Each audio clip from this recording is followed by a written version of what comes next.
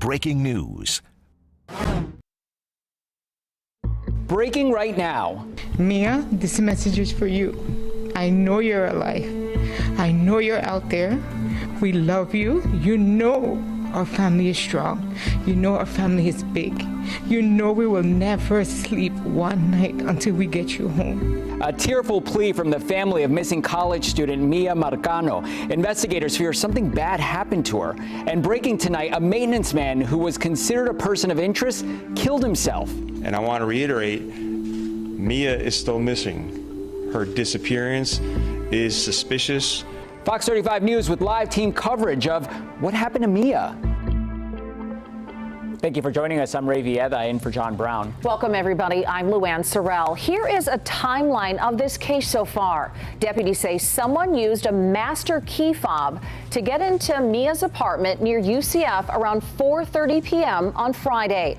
The maintenance worker, Armando Caballero, who was named a person of interest in this case, was known to use that master key. Miya was last seen at that apartment complex at 5 p.m.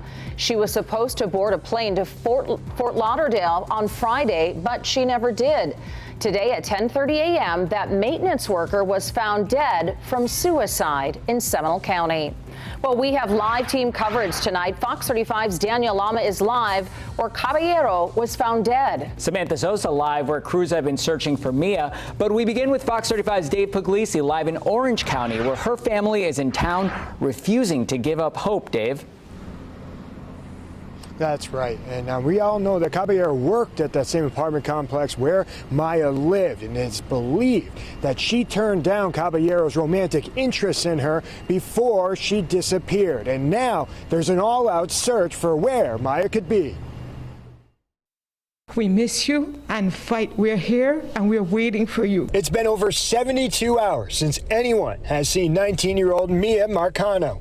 She disappeared around 5 p.m. Friday after deputies believe 27-year-old Armando Manuel Caballero entered her apartment. We now know that a maintenance-issued master key fob, which Caballero was known to be in possession of, was used to enter Miya's apartment Friday afternoon. Orange County deputies say they found Caballero around 1 p.m. Monday dead at his apartment complex in Seminole County. They say he killed himself and had been dead for some time. Miya's family members drove up from Fort Lauderdale to help in the search for their loved one. Miya is alive and she's suffering. I want my granddaughter home. They've been sleeping in their cars outside of her apartment at the Arden Villas in Orlando. They say they've started their own search as they grow more concerned every minute she's still out there. We're asking you to spread Miya's name, Miya Marcano.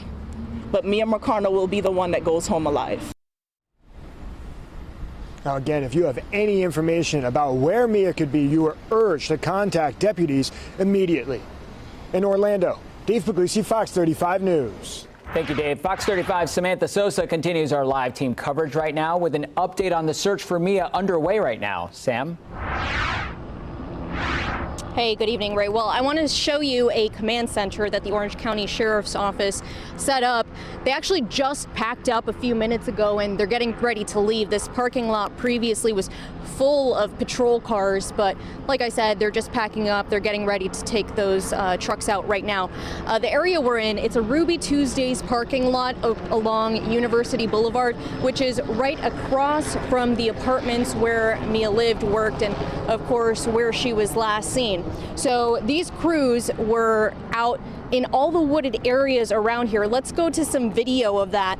There were dozens and dozens of people looking through a wooded area along Rouse Road, kind of near University Boulevard, and they just spend the majority of the afternoon going in and out of those woods.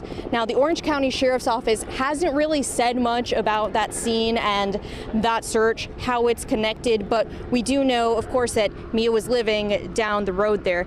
So again, dozens and dozens of searchers out near the woods, near Miya's apartment complex. Right now, search crews kind of packed up for the day.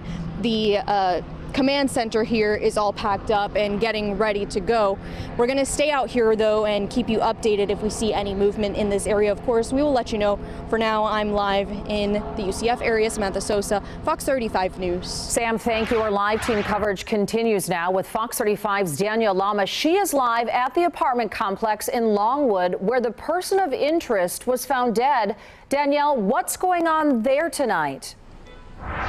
Well, Luann, neighbors are telling us that the investigation was unfolding in this area of the parking lot behind me, that investigators were focusing on a storage and garage area and also parts of the parking lot. Take a look. Here's a photo of the scene from just a couple hours ago. The Seminole County Sheriff's Office says deputies were called out to this apartment complex on Sable Lake Drive in Wekiva Springs at around 10:30 this morning on reports of a suicide.